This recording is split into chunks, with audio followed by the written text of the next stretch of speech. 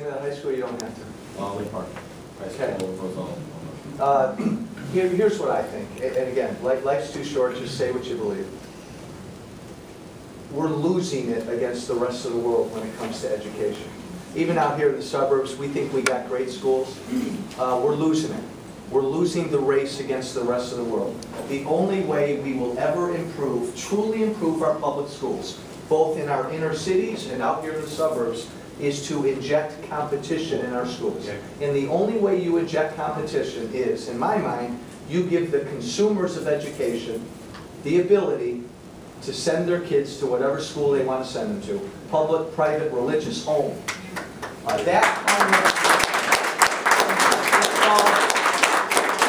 It's called school choice. We still live in this anachronistic world where you go to the school near where you live. The kind of education you get is determined about where you live. And I'll tell you folks, this is an emotional issue for me because I spent years working in the inner city. And we've got schools in Chicago that are prisons. And they have parents that can't get out.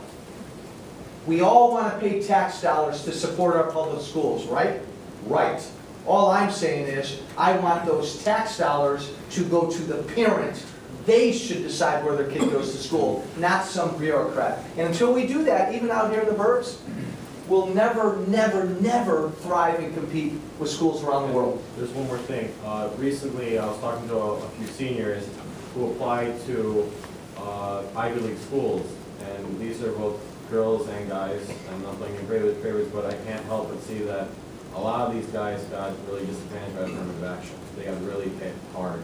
I mean, these guys are competitive, they're taking crazy classes, they did everything they could, they barely got any sleep, and you compare them between the two, and I'm not trying to be racist or sexist or anything, I just think that, you know, everyone, no matter if they put in the work, they should get, you know, the reward, and I can't help but say they got really hit hard by affirmative action. Yeah, again, not weighing in on that issue necessarily. We've got many more girls applying to college right now than boys. Girls are applying to college in greater numbers than boys right now. But again, you want, one point I'll make and then I'll come here. Here's the difference in the two Americas. And I'm going to be crudely simplistic, okay? I'm going to say Obama's America and Walsh's America. Don't mean to offend anybody. In Obama's America, I'll start with Walsh's America. In Walsh's America, everybody's born free and everybody has an opportunity to be a rocket scientist, to be an Olympic swimmer, to be a Bill Gates billionaire, to live in Schaumburg, put your hand up for a sec, to live in the city, to do whatever you want, to buy a house, to go to college. Everybody's free to have the opportunity to try to do things. Okay? Move over here to Obama's America. And again, I'm being crudely simplistic. In Obama's America, everybody does the same things. It's not just that you're free to all do something. He wants everybody to be the same thing. I'm simplifying. He wants everybody to have the same health care. He believes in equal outcomes. He wants everybody to live in that $200,000 home. He wants everybody to go to the same college. The two Americas are equal opportunity, freedom, or equal and equal outcome. In my world, guys, remember there are disadvantages to my America. You're free to try to buy a home in my America, but you know what? You may lose that home. In my America, I want government out of the way, and I want you to be free to start a business. But in my America, if your business doesn't go and you go belly up, that's your call. That's your responsibility. It's like in this other America that we've created, Obama didn't start this. We don't want anybody to fail. We don't want anybody to fall. We don't want anybody to have to pay their student loans back. We just want everybody to be okay. You know what? You can't do that. We live in a free society where you take risks to do things. And good things can happen and bad things. And I can tell you, being in Washington, I work with a bunch of people who don't want that to happen. I know this president doesn't. I don't want anything bad to happen. I'm gonna have to pass a law that nothing bad can happen. I don't want to live in that country. Boy, did I get sidetracked. Yes, sir. George Bush, when he was president, passed a drug bill that was unfunded, and I would have voted against it in a heartbeat. well and fine. That's all I can tell you. Okay, now, that causes Medicare people to pay 10 times what they can buy the same drugs in Canada. What is the Republican Party doing to combat that and get rid of it when and they said it was due to the fact that they wanted the people in the United States to pay for R&D. Presently, most of the R&D work on drugs is being done in India and China because they can still use animals to do drug research, and it's done a lot cheaper. Why are we continuing to pay these large sums of money for meds when you, as a Republican, could change that law, which was done by a Republican? Again, let's just, I'm with you and I agree with you on the issue. I would not have voted for that law. If I could repeal it tomorrow, I would. But I'm standing in front of you now, I'm sitting in front of you saying I'm one Republican in Washington. It's an issue I talk about. I'm on a bill to, I don't think it's to repeal, I think it's eventually to get rid of that. But there's not a majority of Republicans, and you know what? Most Democrats don't want to change that. Most of Washington doesn't want to change that. We passed a big prescription drug bill way back when. Never thought about how much it cost. Medicare was broke and we just added to Medicare. Both parties did that. I agree, but right now the way you think and the way I think on that issue is the minority in Washington.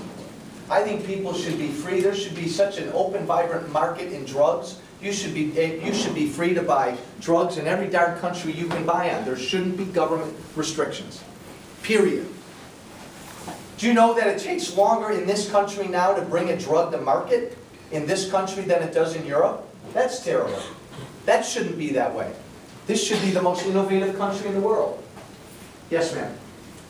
You should pat yourself on the back, because I just looked on the website. You passed the House Representative Bill 5326 to prohibit the Congress from funding illegal immigrants for whatever expenses they incur. That's a good one. The one May 10th, the House passed that bill. And also back in January, you got the 100% award for the American for Prosperity. That means to protect Americans from wasting the money, from the Congress from wasting money. Again, look, I know not everybody loves the way I vote. I went to Washington and I said a few things to myself. I'm never going to vote for anything, I think I've done this, anything that increases the size of government. And any time I can vote to let Americans keep more of the money they make, I'm going to do it. You see, guys, and again, I'm in the minority on this in Washington.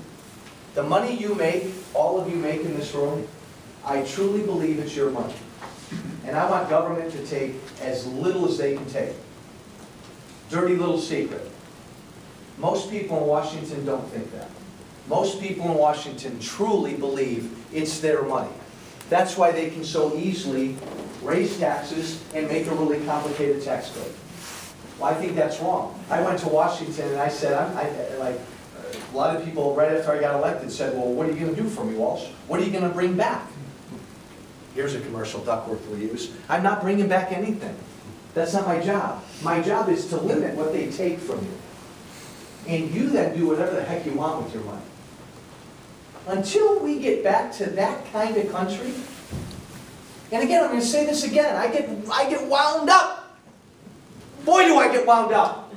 I am scared, I really am scared, Patrick, that we're past the point.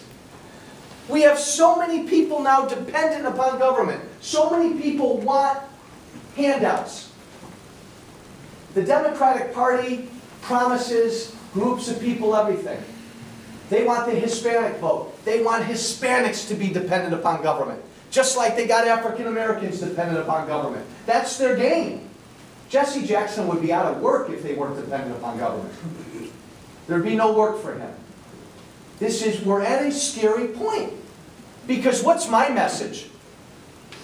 How am I going to get people to vote for me? I'm going to say, you know what? I want you to be more responsible for your own life. You go live your life. I'll do my best to have government take as little away from you as possible. But then you know what? As your parents get older, you got to take care of your parents. I think you're smart enough to shop for your own health care. Go find it. And if you're able to keep more of your own money, oh, and by the way, you want to start a business? I'm not going to put all these regulations on top of you. I think you're smart enough to start a business. Do you know that